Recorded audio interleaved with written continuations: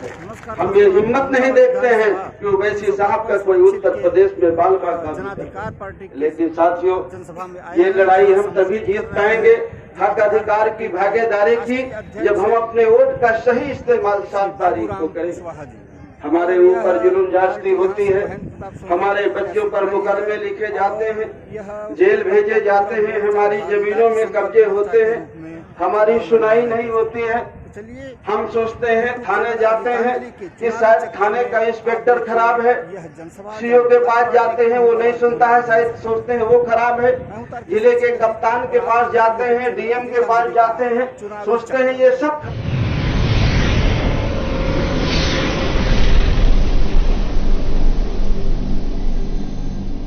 आज इस सभा में आए हुए सभी मेरे सम्मानित साथियों, नौजवान दोस्तों, नन्हे मुन्ने बच्चों, साथियों, आज हम लोग आपके बीच में चुनाव में वोट मांगने के लिए आए हैं। इस 7 तारीख को जो आपके यहाँ वोट पड़ने वाले हैं, उस 7 तारीख को मोहम्मदाबाद जुहना से भाई महेंद्र प्रताप सोनकर जी, जिनका चुनाव निशान गैस का सिलेंडर है, उसके सामने वाले बटन को दबा करके आप अपना स्नेह और आशीर्वाद दे करके इनको जिता करके भेजें। दूसरे हमारे प्रत्याशी हैं दिनेश मौर्य जी, जो मधुबन से हैं, उनका भी चुनाव निशान गैस का सिलेंडर है, उनको भी आशीर्वाद और स्नेह दे करके जिता करके आप लखनऊ भेजें। साथियों, हम लोगों ने, मैंने और ओवैसी साहब ने मिल करके हम लोगों ने भागीदारी परिवर्तन मोर्चा बनाया। उस भागीदारी परिवर्तन मोर्चा में हमारे साथ आदरणीय ओवैसी साहब, कमलेश चौहान जी, रामकरण कश्यप जी, केवट रामधनी बिन जी और एक रिटायर्ड पुलिस के डीजीपी रहे हैं पृथ्वीराज सिंह, जो शेड्यूल कास्ट के थे, उनकी अपनी जनता पार्टी, इतने लोगों ने मिल करके हम लोगों ने भागीदारी परिवर्तन मोर्चा बनाया। हमने मोर्चा की स्थापना इस चाहत के साथ की, इस उम्मीद के साथ की कि अगर उत्तर प्रदेश की जनता हमारे भागीदारी मोर्चा के प्रत्याशियों को जिता करके भेजती है, अपना स्नेह और आशीर्वाद देती है, तो हमारी चाहत है कि उत्तर प्रदेश में आबादी के हिसाब से सबको भागीदारी और हिस्सेदारी मिले, चाहे वो सरकारी नौकरियां हो, चाहे वो प्राइवेट सेक्टर की नौकरियां हो, चाहे वो सरकार के द्वारा दिए जाने वाले ठेके पट्टे हो, या विकास के लिए जो पैसा आता है, वो सारी चीजें, सारे खर्चे आबादी के हिसाब से उनके ऊपर खर्चा किया जाए। भागीदारी परिवर्तन मोर्चा का मानना है कि सरकार दोहरी शिक्षा नीति लागू किए हैं हमारे प्रदेश में। शिक्षा एक समान होनी चाहिए, चाहे गरीब का बेटा हो, चाहे अमीर का बेटा हो, पाठ्यक्रम एक होना चाहिए, किताब एक होना चाहिए। अभी हम देखते हैं कि एक तरफ प्राइवेट पब्लिक स्कूल है जहां सीबीएसई और आईसीएसई की पढ़ाई होती है, और दूसरी तरफ प्राइवेट पब्लिक स्कूल के अलावा गांव में प्राथमिक विद्यालय है, प्राइमरी विद्यालय है,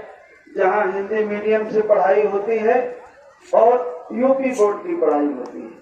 और हिंदी मीडियम में प्राथमिक विद्यालय में पढ़ने वाला जब गरीब कमजोर का बच्चा, मुसलमान का, दलित का, पिछड़े का बच्चा जब वो प्राथमिक विद्यालय में पढ़ता है और जब वो कंपटीशन में बैठता है, तो जो पब्लिक स्कूल के पढ़े बच्चे हैं और जो प्राथमिक विद्यालय का पढ़ा बच्चा है, वो प्राथमिक विद्यालय का पढ़े बच्चे के अंदर हीन भावना रहती है कि मैंने सीबीएसई और आईसीएसई नहीं पढ़ी है, मैं इंग्लिश मीडियम नहीं पढ़ा हूँ, और वो बेचारा फेल हो जाता है। इसलिए हम चाहते हैं कि पढ़ाई चाहे प्राथमिक विद्यालय की हो, चाहे वो सीबीएसई की हो, आदमी चाहे एसी में बैठे, चाहे कूलर में बैठ के पढ़ ले, गरीब का बेटा बिना एसी के पढ़ ले, टाट पट्टी में बैठ के पढ़ ले, लेकिन किताब एक तरह की हो, पाठ्यक्रम एक तरह का हो, ताकि पढ़ने के बाद उसे मन में पीड़ा न रहे कि मैंने सीबीएसई और आईसीएसई नहीं पढ़ी। इसलिए भागीदारी परिवर्तन मोर्चा का मानना है कि एक समान शिक्षा पद्धति हो, अनिवार्य शिक्षा हो और फ्री शिक्षा। भागीदारी परिवर्तन मोर्चा का ये भी मानना है कि किसान को खाद बीज फ्री मिले, सिंचाई के लिए उसको बिजली फ्री मिले और जो वो फसल पैदा करता है उसकी लागत उसे सही मिले। हम चाहते हैं कि हमारे बच्चों को पढ़ने के बाद रोजगार मिले, हमारे बच्चों के साथ इंसाफ हो। ये सारी चीजें भागीदारी परिवर्तन मोर्चा की चाहत है, ऐसा करना चाहते हैं। लेकिन साथियों,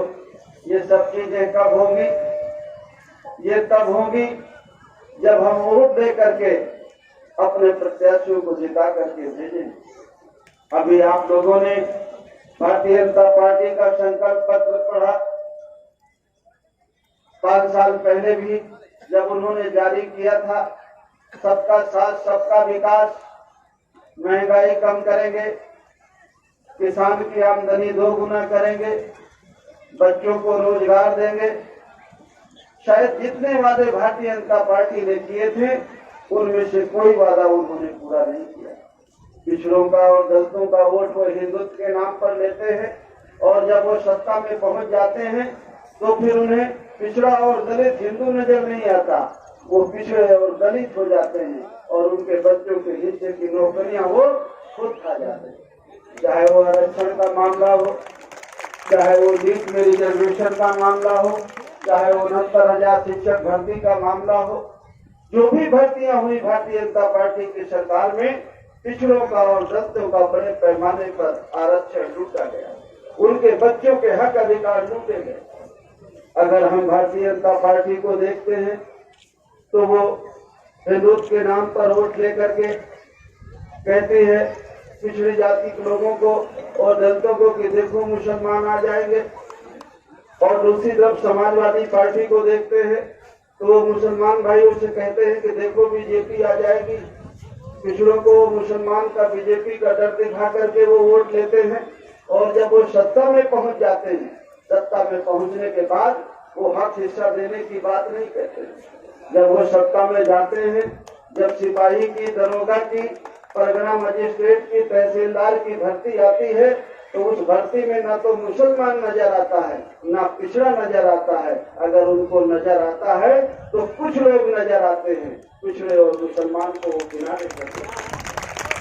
मैंने और वैसे साहब ने जो भागीदारी परिवर्तन मोर्चा बनाया, हम लोगों का मानना था, ये चाहत था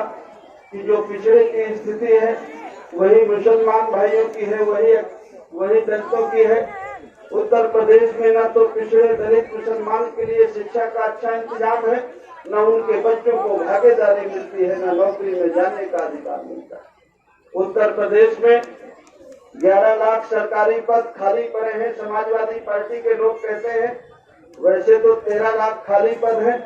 लेकिन समाजवादी पार्टी के लोग कहते हैं कि जब समाजवादी की सरकार आएगी तो 11 लाख जो खाली पद पड़े हैं उसमें नौजवानों को भरेंगे, लेकिन ये नहीं बताते कि किनके नौजवानों को भरेंगे। अगर वो 11 लाख जगह निकालेंगे उसमें क्या मुसलमान के बच्चे भी होंगे, पिछड़ों के भी बच्चे होंगे, निषाद के, पाल के बच्चे भी होंगे।